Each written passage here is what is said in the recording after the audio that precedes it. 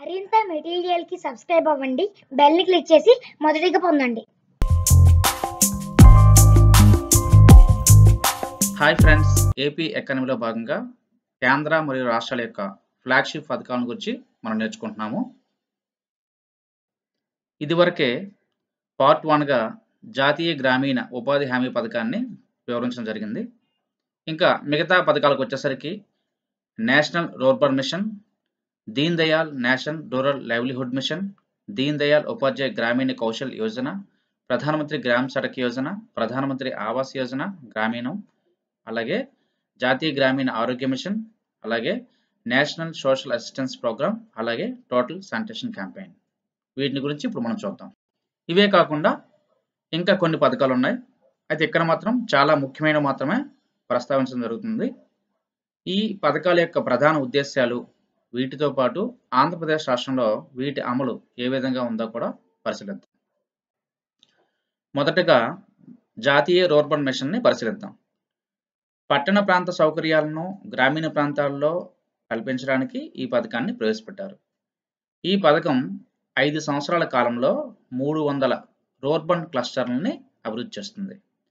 ఒక్కొక్క క్లస్టర్లో 14 అంశాల్లో అభివృద్ధి చేస్తారు. అదేవిధంగా ఈ పథకాన్ని 2016 ఫిబ్రవరి 21న ఛత్తీస్గఢ్లోని కురుబాత్లో ప్రారంభించారు.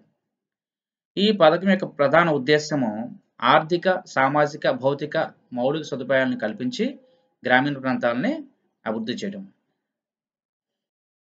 ఈ పథకానికి శ్యామ్ ప్రసాద్ ముఖర్జీ రూర్బన్ మిషన్గా నామకరణం చేశారు. ఈ పథకం యొక్క ప్రధాన లక్ష్యము స్థానిక అభివృద్ధిని ప్రోత్సహించడము, ప్రాథమిక సేవలను పెంపొందించడము మరియు మంచి ప్రణాళిక క్లస్టర్స్ని ఏర్పాటు చేయడం. ఈ పథకం ద్వారా సాధించవలసిన ఫలితాలను కూడా నిర్ణయించారు. గ్రామీణ ప్రాంతాల్లో ఆర్థిక, సాంకేతిక సౌకర్యాలు, సేవలను కల్పించడము, గ్రామీణ ప్రాంతాల్లో పేదరికం మరియు నిరుద్యోగాలను తగ్గించడంపై దృష్టి పెడుతూ స్థానిక ఆర్థిక అభివృద్ధిని ప్రేరేపించడం, అదేవిధంగా ఈ ప్రాంతాల్లో అభివృద్ధిని విస్తరింపచేయడము, గ్రామీణ ప్రాంతాల్లో పెట్టుబడిని ఆకర్షించేలా చేయడం.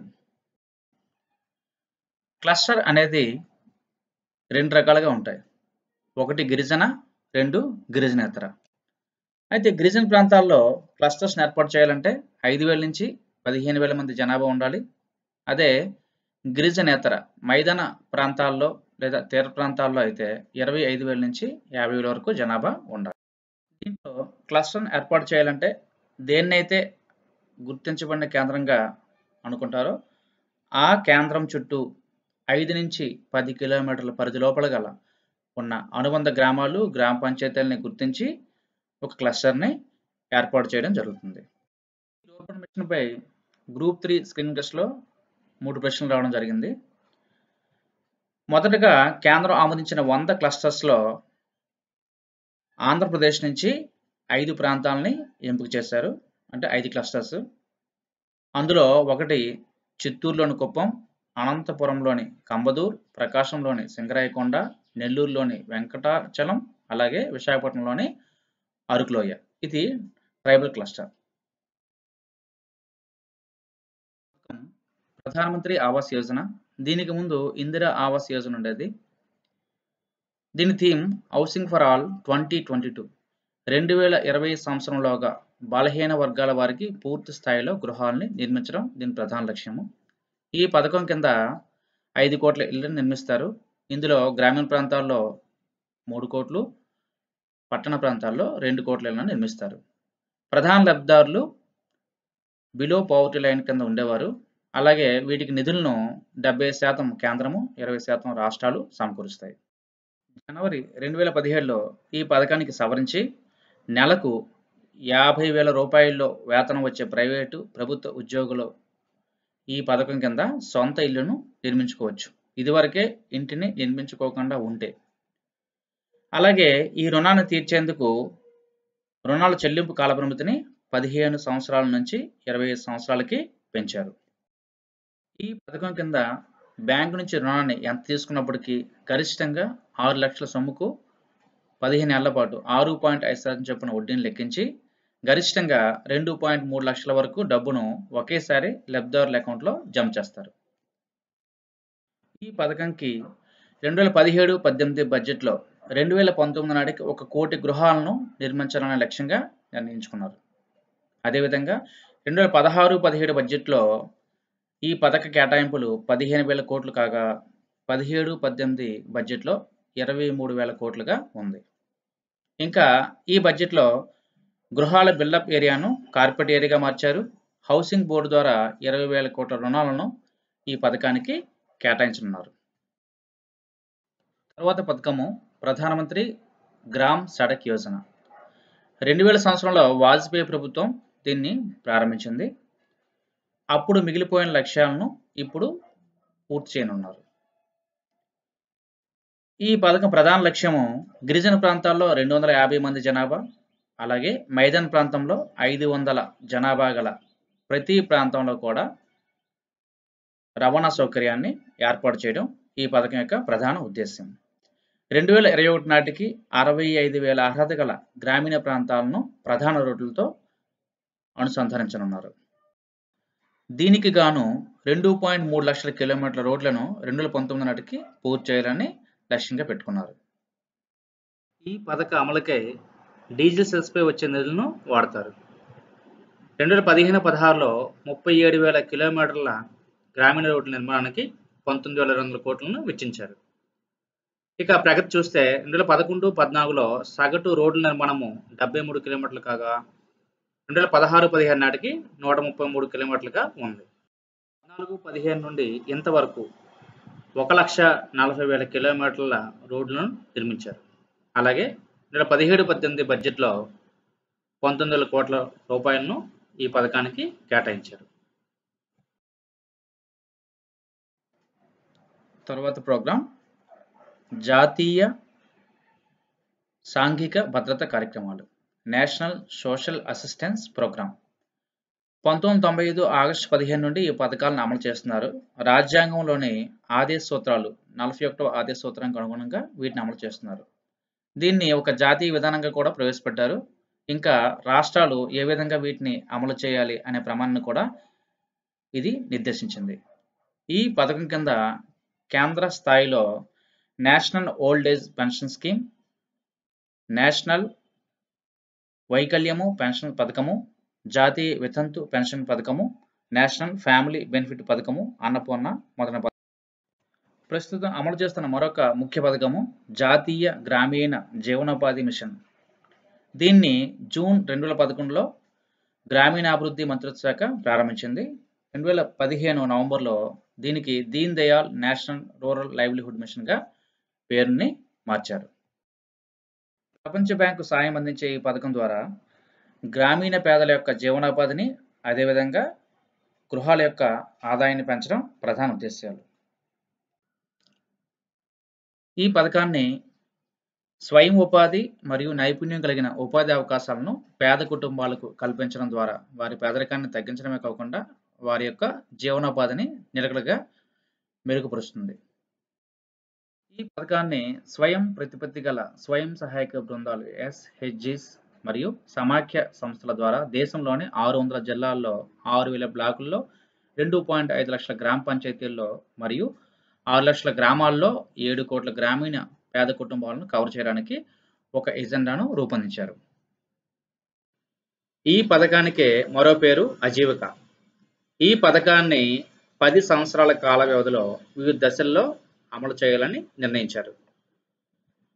ఈ చిత్రాన్ని గమనిస్తే మొదటి సంవత్సరంలో 150 జిల్లాలు 600 బ్లాకుల్లో, మూడో సంవత్సరంలో మరో 150 జిల్లాలు 1,500 బ్లాకుల్లో, ఐదో సంవత్సరంలో మిగిలిపోయిన 300 జిల్లాలు అదనంగా మరో 2,100 బ్లాకుల్లో అమలు చేయనున్నారు.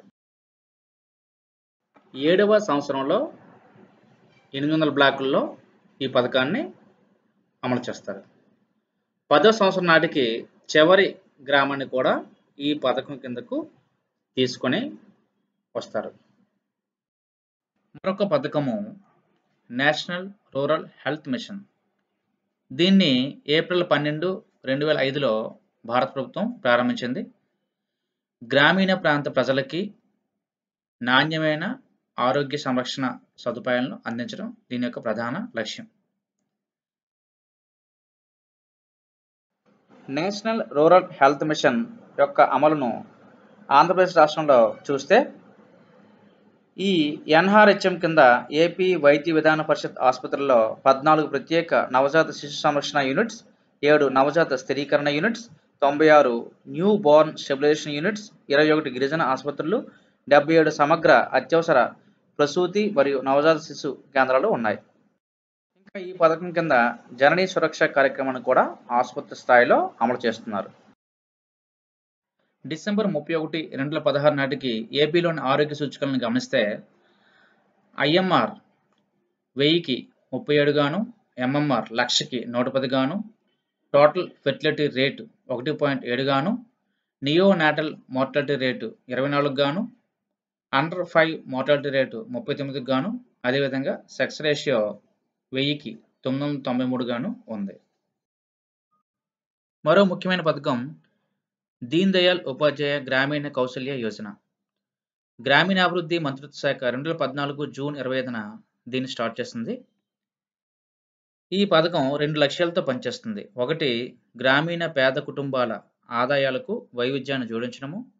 రెండవది, గ్రామీణ యువకుల యొక్క వృత్తిపరమైన అవసరాలను తీర్చడం.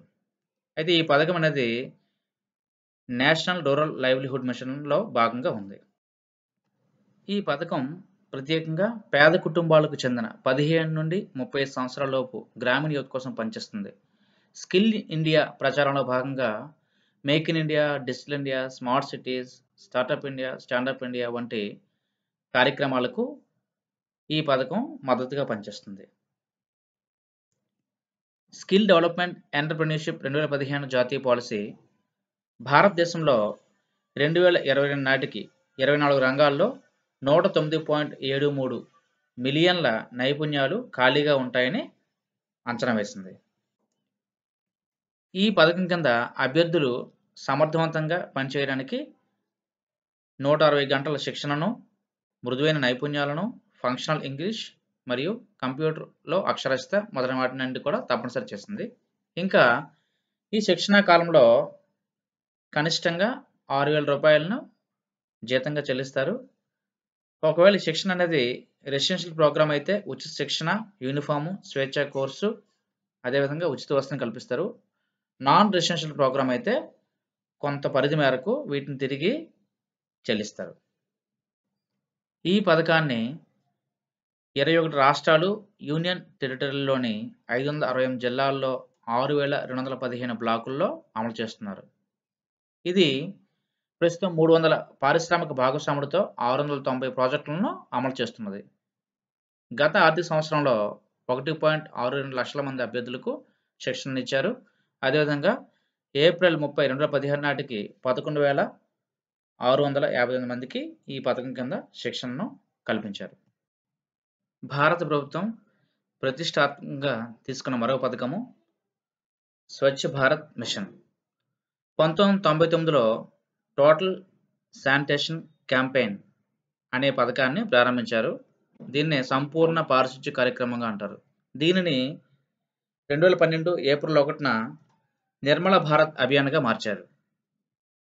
తర్వాత ఎన్డీఏ ప్రభుత్వం అధికారంలోకి వచ్చిన తర్వాత 2014లో దీనిని స్వచ్ఛ భారత్ మిషన్గా మార్పు చేశారు.